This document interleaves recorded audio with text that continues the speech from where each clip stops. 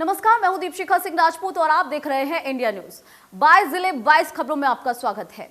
हरियाणा में अपराध पर अंकुश लगाने के लिए हाल ही में प्रदेश के गृह मंत्री अनिल विज ने पूरे हरियाणा के आला पुलिस अधिकारियों के साथ एक मीटिंग की और इसमें अनिल विज ने पुलिस को स्पष्ट निर्देश दिए हैं कि प्रदेश में अपराधियों के लिए कोई जगह नहीं है। ऐसे में जुआ, सट्टा, शराब और अन्य अवैध कारोबार करने वालों पर भी शिकंजा कसने के निर्देश अनिल विज ने अपनी पुलिस को दे दिए हैं। और इतना ही नहीं, बल्कि अनिल विज ने पुलिस अधिकारियों की मीटिंग में यह भी चेतावनी दी है कि अगर किसी क्षेत्र में अवैध नशे का कारोबार भी पनपता है तो उस इलाके के पुलिस अधिकारी बख्शे नहीं जाएंगे। अपनी पुलिस को सख्त निर्देश देने के बाद से अब अनिल विज ने अपराधियों को भी कड़ी चेतावनी दे डाली है।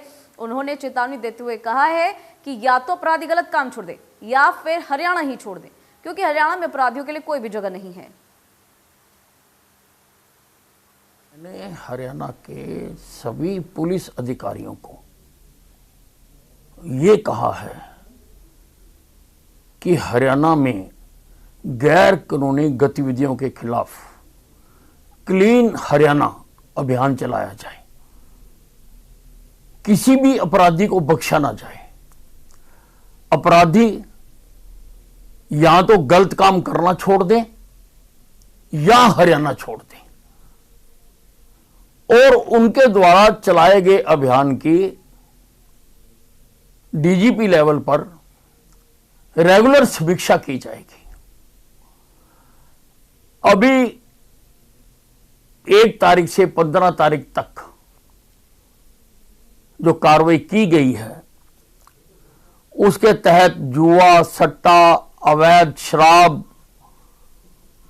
ड्रग्स के खिलाफ 5687 जगह पर छापे मारे गए हैं।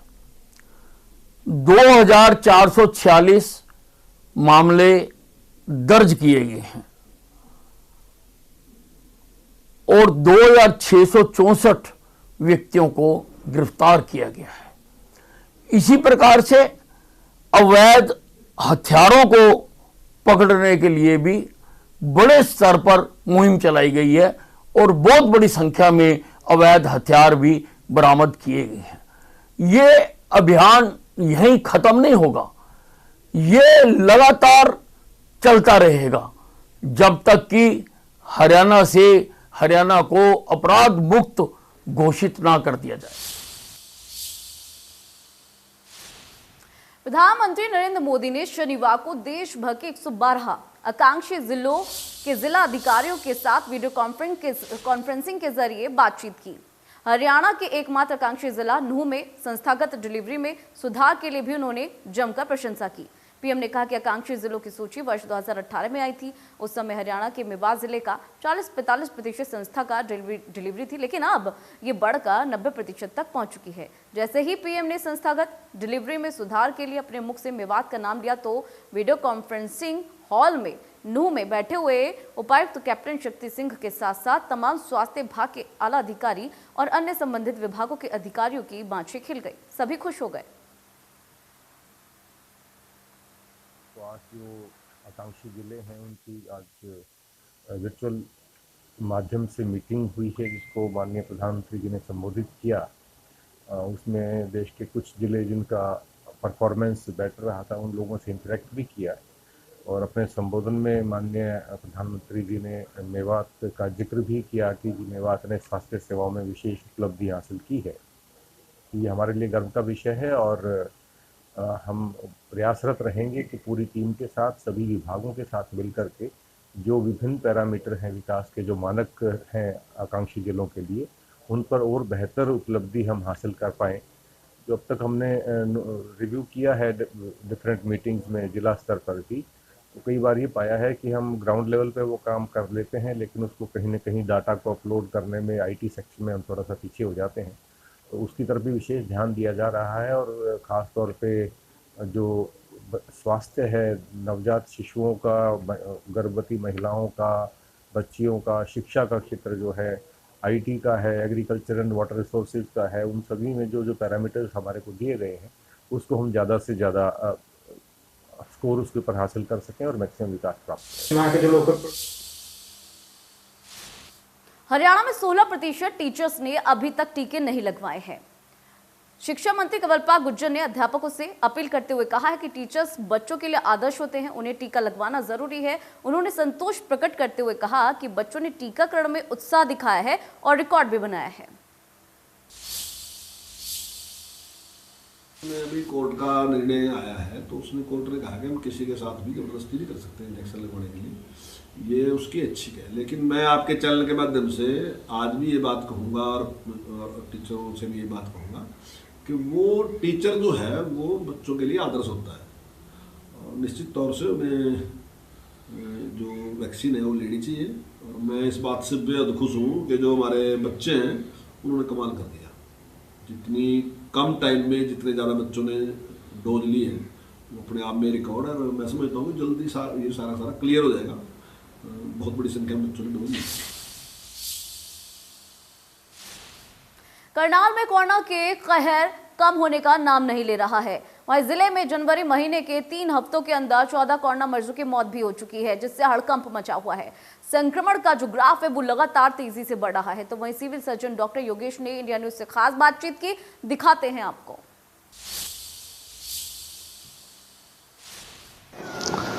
कोरोना के आंकड़े करनाल जिले को डरा रहे हैं, क्योंकि बीते 4 दिनों से लगातार 400 से ज्यादा नए संक्रमित मरीज सामने आ रहे हैं। वहीं बीते 3 हफ्तों में मौत का ग्राफ भी जो है वो 1 दर्जन को पार कर चुका है।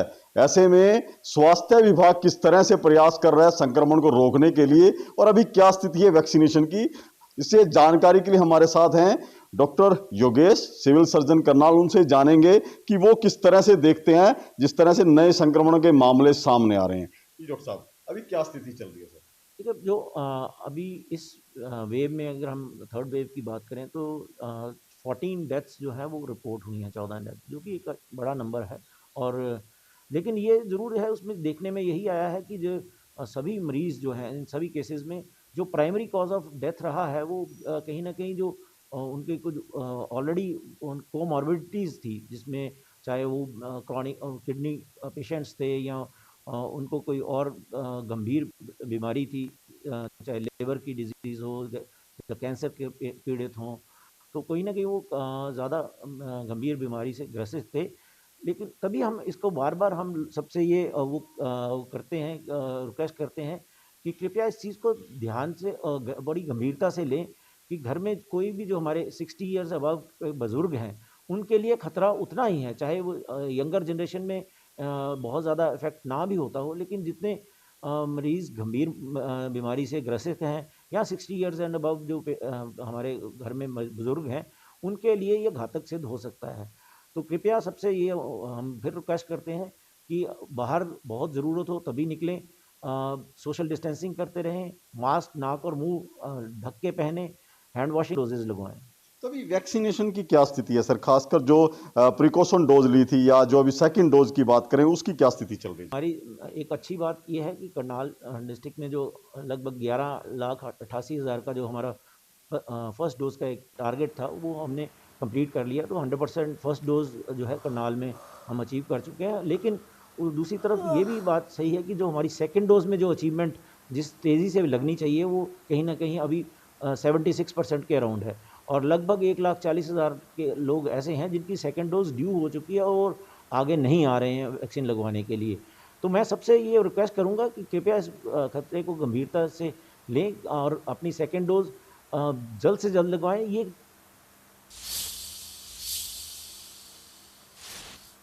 साइबर सिटी गुरुग्राम में लगातार कोरोना के मामले बढ़ रहे हैं और इसकी वजह से जिला प्रशासन पूरी तरह से अलर्ट मोड पर है।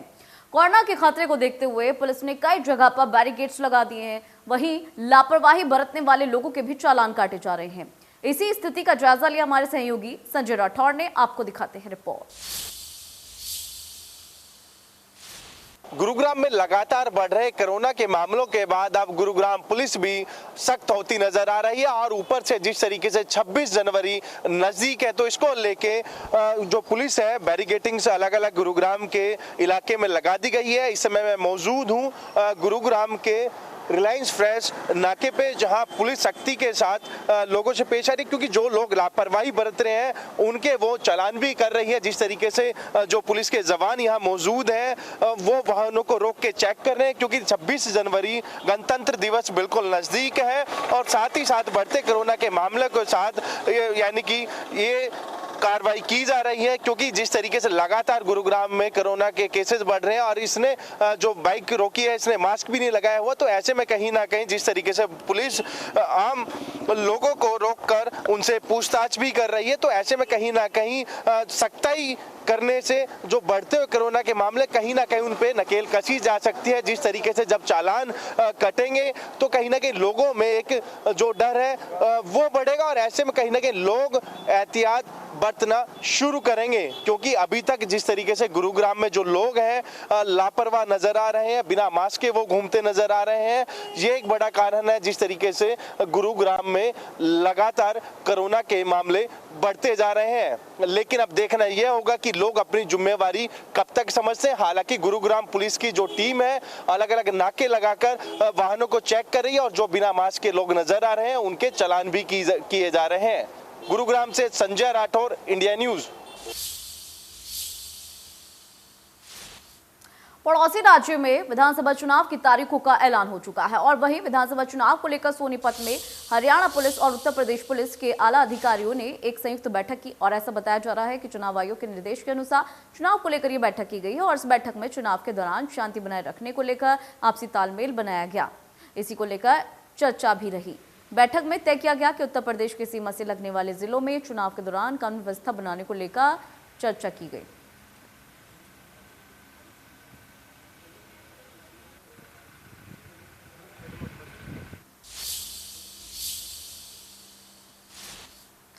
कुरुक्षेत्र में लुकी गांव का सरकारी स्कूल 12वीं क्लास तक अपग्रेड होने पर ग्रामीणों ने मुख्यमंत्री और उप मुख्यमंत्री का धन्यवाद किया है। पहले स्टूडेंट्स 10वीं तक की कक्षा गांव में ही ग्रहण किया करते थे और 12वीं की कक्षा की जो शिक्षा है वो ग्रहण करने के लिए वो 25 से 30 किलोमीटर का सफर तय किया करते थे, लेकिन अब गांव लुकी का सरकारी स्कूल अपडेट कर दिया गया है।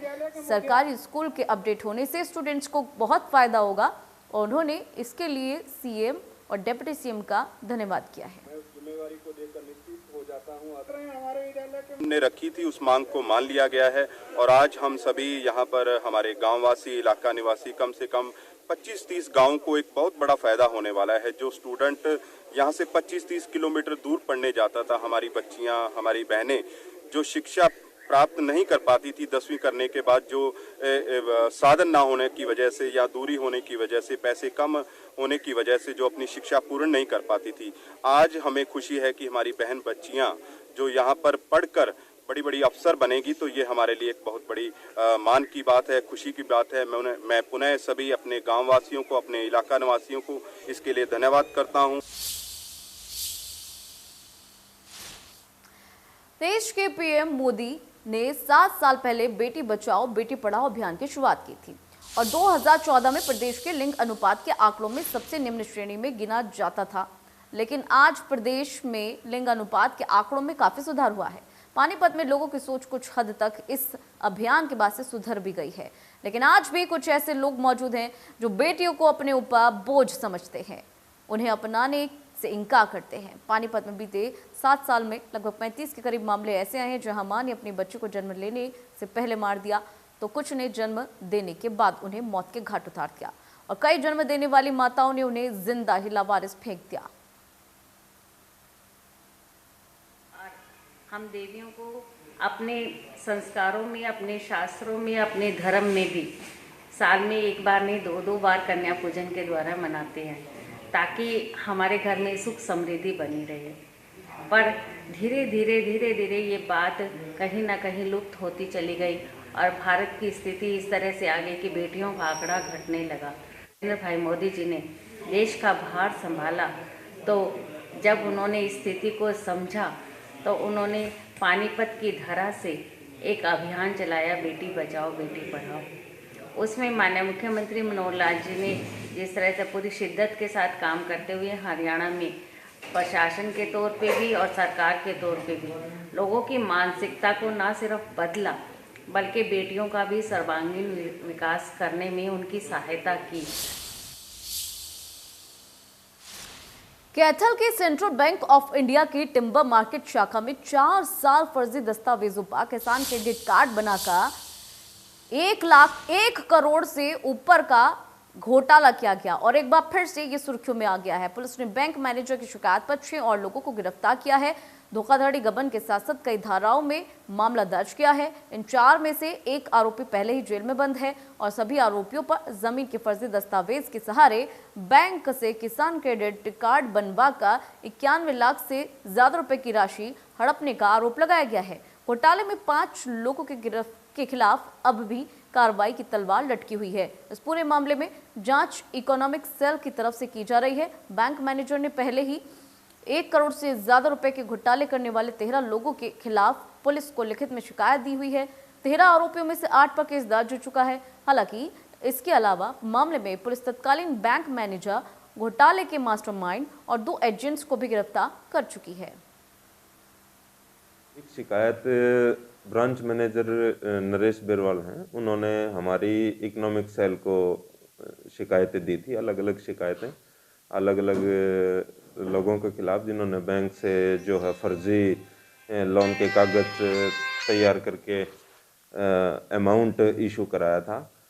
तो वो बाद जांच हमारी इकोनॉमिक सेल के हमारे पास मुकदमे दर्ज हुए हैं। ये 6 मुकदमे दर्ज हुए हैं। टोटल अलग अलग अमाउंट है, 12, 10, 12 इसी तरीके की राशि जो अभी इसमें है। हमारे पास टोटल राशि का जो अमाउंट है 1 से 1.25 करोड़ के बीच का है। तो ये हमने मुकदमा दर्ज करके इन्वेस्टिगेशन हमारी इकोनॉमिक सेल के लिए। चरखी दादरी के उपायुक्त प्रदीप गोदारा ने कोरोना के बढ़ते प्रभाव को देखते हुए लोगों से सावधानी बरतने की अपील की है। डीसी की माने तो जिले में कोई भी कार्यक्रम करने के लिए प्रशासन से अनुमति लेनी होगी। 6 बजे के बाद से अगर किसी ने रेहड़ी और दुकान खोली तो जुर्माना लगाया जाएगा। उन्होंने बताया कि स्वास्थ्य विभाग लोगों को वायरस से बचने के लिए जागरूक कर रहा है। सभी लोगों को सामाजिक दूरी का पालन करने, मास्क का प्रयोग करने के लिए हिदायतें दी जा रही हैं और अगर कोई जिला प्रशासन द्वारा दी गई हिदायतों का पालन नहीं करता है तो उसके खिलाफ सख्त कार्रवाई भी की जाएगी। जिले में सभी दुकानदारों को शाम 6 बजे अपनी दुकानें बंद करने के आदेश हैं।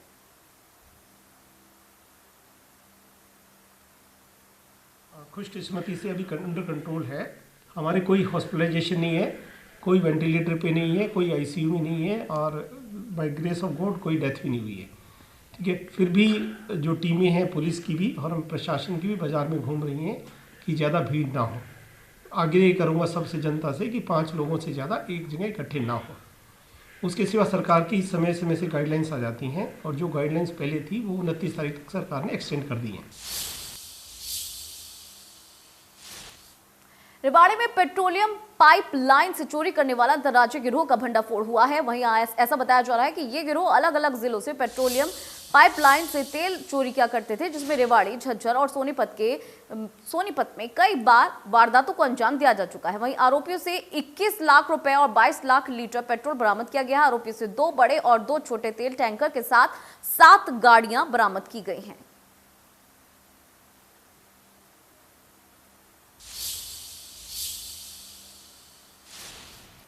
सिरसा में कुश्ती खिलाड़ी के समर्थन में ग्रामीणों का प्रतिनिधिमंडल पुलिस अधीक्षक कार्यालय में पहुंचा। खिलाड़ियों के खिलाफ महिला डॉक्टर की शिकायत पर केस दर्ज का ग्रामीणों ने विरोध जताया। साथ ही इलाज में लापरवाही बरतने वाले अस्पताल के डॉक्टर्स पर कार्रवाई की मांग की। दरअसल 2 महीने पहले खिलाड़ी का अस्पताल में ऑपरेशन हुआ था, जिसके बाद भी खिलाड़ी ठीक नहीं हुआ। विरोध में ग्रामीणों ने अस्पताल के सामने धरना दिया। आपस में समझौता हुआ और खिलाड़ी का इलाज करवाया जाएगा, ऐसा आश्वासन दिया गया है। अस्पताल में खिलाड़ी और उसके समर्थन में आए लोगों पर महिला डॉक्टर ने बदतमीजी का आरोप लगाते हुए मामला दर्ज करवाया है, जिसे झूठा बताकर ग्रामीण केस रद्द कराने की मांग कर रहे हैं। खिलाड़ी का कहना है कि ऑपरेशन के दौरान लापरवाही बरती गई, इसके बाद से डॉक्टर ने उनके इलाज करने में भी मना किया।